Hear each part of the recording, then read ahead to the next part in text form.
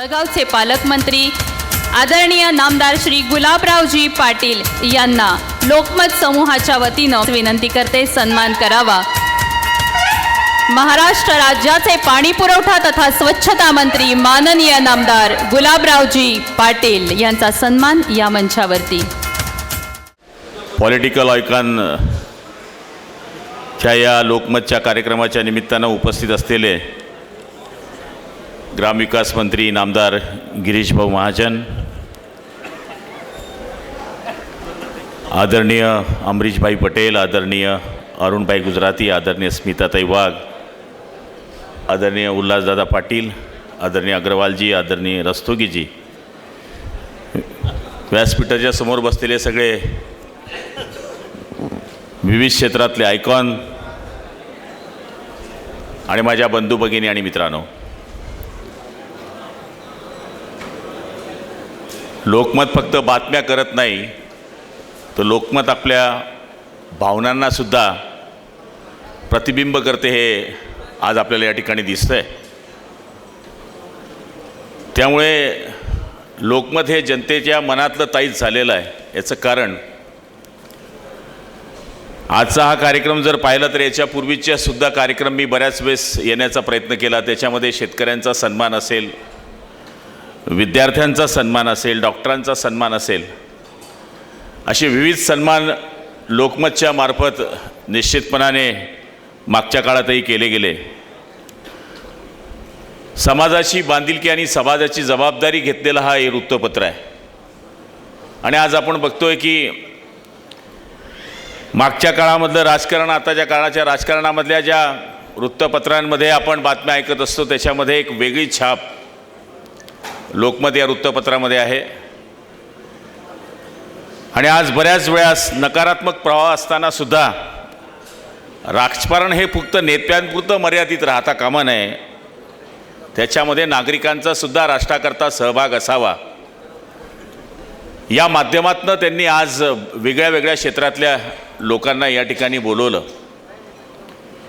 खरं म्हणायला गेलं, ज्या लोकांनी विशेषतः चांगली कामगिरी केली त्यांचा सत्कार तर करण्यात आलाच, पण पुढच्या काळामध्ये सुद्धा चांगल्या काम करणाऱ्यांची कदर केली जाते, हा विश्वास त्यांनी जनतेमध्ये निर्माण करण्याचा या ठिकाणी प्रयत्न केलेला आहे।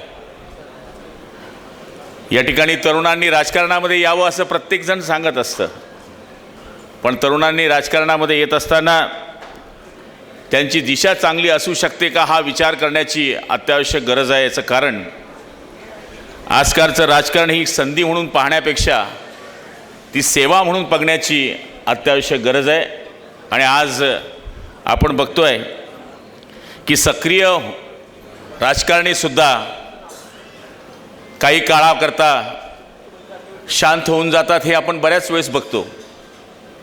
राजकारण तसं आता बऱ्याच ठिकाणी सोपं राहत नाही। लोकमत जरी आज आपला सत्कार करत असलं तरी ते कायम आम्हाला जोडत असतं, कायम आमच्यावर प्रेम करत असतं। दोघं भूमिका लोकमत आमच्या बाबतीमध्ये करत असतं। आणि आज आपण पाहिलं असेल की आमचा सत्कार करत असताना आम्ही वेगळ्या वेगळ्या विचाराचे लोक जरी असलो तरी आमचं ध्येय हे विकासाचं ध्येय आहे। आणि प्रत्येकाला विचार असल्यामुळे ज्याला जे विचार आवडतात त्या विचाराशी तो संलग्न पद्धतीने जाऊन काम करत असतो। आज राजकारणी लोकांची सुद्धा धावपळ किती आहे हे मी सांगण्यापेक्षा आपल्या सगळ्या राजकारणी मंडळींना माहिती आहे। आदरणीय अरुणभाईंचा, आदरणीय अमरीशभाईंचा काळ हा फार वेगळा गेला भाई। त्यावेळेची माणसं, त्यावेळेची निष्ठा, त्यावेळेच्या सगळ्या गोष्टी, आणि त्यावेळेस एका माणसाने गावामध्ये सांगून दिलं की बस बापूजींनी सांगितलं आहे, पूर्ण गाव त्याच्या मागं असायचं। तो काळ आता बदलला आहे। आता मुलगा कुठे, लाडकी बहीण कुठे, तरुण कुठे, अशा पद्धतीचं चित्र आज निर्माण झालेलं आहे। त्यामुळे राजकारणी माणसाला सुद्धा आता 24 तास सक्रिय राहावं लागतं। आदरणीय संपादक साहेबांनी सांगितल्याप्रमाणे, साहेब कधीकधी तुम्ही आमच्या बाबतीमध्ये छापत असताना कधीकधी आमच्या जीवनाचाही जीवनपट पाहिला पाहिजे। आम्ही सकाळी 6 वाजेपासून जे सुरू होतो तर रात्री 11-12 वाजेपर्यंत एकच काम असतं, लोक लोक आणि लोक। त्याच्यामध्ये आम्हाला किती आशीर्वाद मिळतात, किती प्रेम मिळतं हा या गोष्टी बाजूला आहेत, पण प्रत्येकाला एक वेगळी वेगळी फॅकल्टी, पण आमची तर फॅकल्टी ही जनरल फिजिशियनसारखी आहे. एखादा माणूस ऑर्थोपेटिक असला तर तो पायाला जोडतो, एखादा माणूस हृदयरोग तज्ञ असला तो हृदयाचं तो काम करतो, पण आमच्याकडे जनरल फिजिशियनसारखं काम आहे. म्हणजे पत्नी नांदत नाही ही सुद्धा तक्रार आम्हाला ऐकून घ्यावी लागते. म्हणजे अशी परिस्थिती आता पुढाऱ्याची झालेली आहे.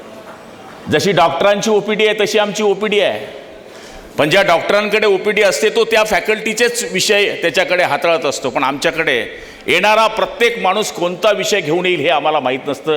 जेव्हा तो आमच्या समोर बसतो तेव्हा माहीत पडतं की याचा विषय हा आहे, आणि त्याचं समाधान करणं म्हणजे 100, 200, 500, 1000ची OPD काढल्यानंतर सुद्धा एखादा घरात नसला, नवीन कोणी आला तर इतकं फ्रेश राहावं लागतं की पहिला तूच आलाय, बोल माझ्या राजा तुझं काय म्हणणं आहे. म्हणजे राजकारण्यांची ही मानसिकता झाली आहे. जास्त पाऊस पडला तर पंचनामे करा, सुका झाला तरी पंचनामे करा, सततचा पाऊस पडला तरी पंचनामे करा, उत्पादन जास्त आले नाही तरी उत्पादन कमी आलं म्हणून तुम्ही आमचे पंचनामे करा. अशा पद्धतीचा जनतेच्या सगळ्या बाबतीमधला वेगळा वेगळा प्रवास झालेला आहे. आणि त्या लोकांना समाधानी करणं ही फार मुश्किल बाब झाली आहे. पुढाऱ्याने आमच्या लग्नात आलंच पाहिजे, जवळचा असला तर 2 हात वरती केलेच पाहिजे, पंक्तीमध्ये तो जेवलाच पाहिजे, आणि तो तर थांबला नाही तर मग मुश्किल होऊन जाते. म्हणजे सांगायचा अर्थ असा आहे की आज तुम्ही आयकॉन निवडत असताना बरेच भाजपच्या लोकांना आयकॉन निवडलं. म्हणजे भाऊ इथे सुद्धा तुमचं काय लफडं आहे की काय असं मला वाटायला लागलं. म्हणजे संख्या पाहिली तर शिवसेनेवाले कमीच दिसले, म्हणजे राष्ट्रवादी बरीच दिसली तरी देवकराप्पांसहित. म्हणजे सांगायचा अर्थ असं, विनोदाचा भाग सोडा, पण निवड करत असताना म्हणजे अग्रवाल सारखे धुळ्याचे असतील, भांबरेदादा असतील, किंवा आमचे रणदेजी असतील, बदानेजी असतील, म्हणजे जळगाव धुळं निकमदादा असतील, म्हणजे सगळे जळगाव धुळे इथल्या एरियातले जे लोक चांगलं काम करतात. मी विनोदाने जरी पक्षाचं बोलत असलो तरी जो काम करतो तो कोणत्या पक्षाचा याचा विचार न करता जो चांगलं काम करतो त्याची निवड आपण केली, त्याबद्दल मी आपल्या सगळ्यांचे खूप खूप आभार मानतो. सत्ताधारी आणि विरोधक जणी काही जाणी दुश्मन झाले आहे असं चित्र आता राज्यामध्ये आणि देशामध्ये आहे.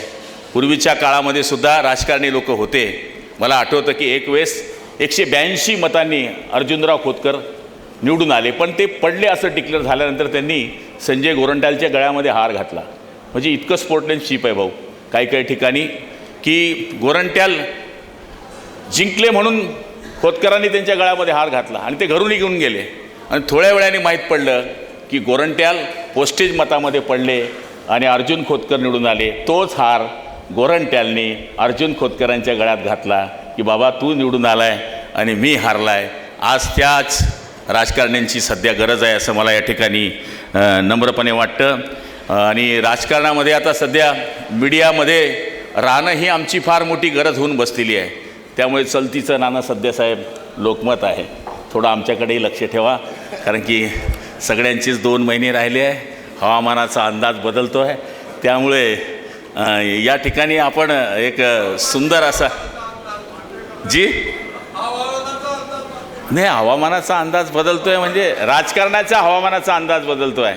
आता तुम्ही कोणताही अर्थ लावणार, फक्त इथं सत्ताधारी आणि विरोधकात काही दिसू देऊ नका, नाही तर उद्या ती चौकट येऊन जाईल. त्यामुळे विकासाच्या बाबतीमध्ये कोणताही मतभेद आपल्यामध्ये असता कामा नये असं मला या ठिकाणी वाटतं. आज या कार्यक्रमाला मी येऊ शकलो.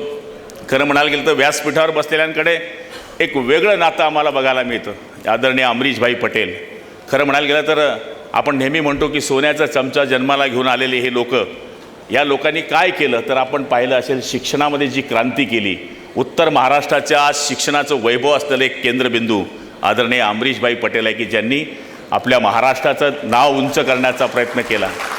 पाणी अडवा आणि पाणी जिरवा ही योजना नंतर आली, जलयुक्त शिवार ही योजना नंतर आली, पण पहिले जलयुक्त शिवार जर कोणी राबवलं असेल ते आदरणीय अमरीशभाई पटेल यांनी राबवलं.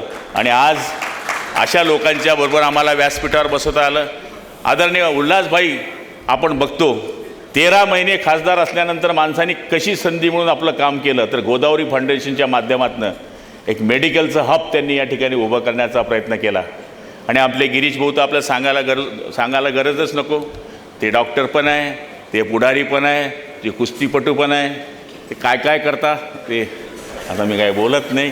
पण आणि म्हणजे सगळ्या बाबतीमध्ये त्यांचं काम आहे. आणि अरुणभाई तर काय सांगावं तुम्हाला, अरुणभाई म्हणजे त्यांच्या बाजूला बसले की शुगर झालीच समजावं तुम्ही. म्हणजे कोणत्याही माणसाला न कडू बोलणारा हा माणूस, या माणसाकडनं आम्ही हेच शिकलो. सभागृहात ते मला बोलू देत नव्हते, तू खाली बैस खाली, कारण की ते अध्यक्ष होते आणि मी आमदार होतो. पण कधी कधी थोडं रिक्वेस्ट केली तर चल चल चल बोलून घे, आता 2 मिनटं बोलून घे. म्हणजे त्यावेळेसपासून अरुणभाई जरी विरोधी पक्षाचे होते तरीसुद्धा त्यांनी विरोधी पक्षाचा माणूस जरी गेला तर त्याच्याशी कसं वागावं हे आम्ही त्यांच्यापासून शिकण्याचा या ठिकाणी प्रयत्न केलेला आहे. त्यामुळे मंत्री म्हणून आमच्या कुठल्याही दरबारमध्ये आम्ही कधीच कोणाचा पक्ष विचारत नाही, कोणती जात विचारत नाही, धर्म विचारत नाही. तर हे जे आमचे आयकॉन आहे, ह्या आयकॉनकडून आम्ही हे शिकण्याचा या ठिकाणी प्रयत्न केलेला आहे. पक्ष वेगळे वेगळे असतील पण यांचे आदर्श थोडे थोडे आमच्या जीवनामध्ये घेतल्यामुळे आम्ही समाजसेवा करण्याचा प्रयत्न करतो आहे. आमची स्मिताताई आज जरी त्या खासदार असल्यात, व्यासपीठावर तिकीट कापल्यानंतरसुद्धा प्रचाराला काम कसं करावं लागतं हे त्या काळामध्ये त्यांनी शांततेने करून दाखवलं. आणि त्याची प्रचिती म्हणून त्यांना आज खासदारकी बहाल होऊ शकते. म्हणजे सबर का फल मिठा होता आहे हे त्यांनी आपल्या जीवनामध्ये सिद्ध करून दाखवलं. असे बरेच लोक या व्यासपीठावर आहे की ज्यांनी आम्हाला राजकारणाची दिशा आणि आशीर्वाद दिलेले आहेत. मला तरी असं वाटतं की पुढच्या काळामध्ये त्यांचं मार्गदर्शनसुद्धा असणं आम्हाला गरजेचं आहे. लोकमत परिवाराने आम्हाला या ठिकाणी बोलवलं आणि एक सुंदर अशा कार्यक्रमाला ज्या लोकांनी सुंदर अशी कामं केलेली आहेत त्यांचा सत्कार करण्याचा बहुमान आम्हाला दिला. त्याबद्दल लोकमत परिवाराचे खूप खूप आभार मानतो. दर्डाजींनी या देशाकरता आणि राज्याकरता जे दिलेलं योगदान आहे, त्यांनी लावलेलं जे रोपटं आहे, जे वटवृक्षामध्ये या ठिकाणी जरी झालं असलं तरी असं म्हणतात की वटवृक्ष कितीही वाढलं तरी त्याची पारंबी ही जमिनीशी असते. लोकमतसुद्धा कितीही वाढलं असलं तरी त्याचं नातं हे लोकांशी आहे, जनतेशी आहे, हे त्यांनी आज सिद्ध करून दाखवलं. त्याबद्दल लोकमत परिवाराचे खूप खूप आभार. जय हिंद, जय महाराष्ट्र.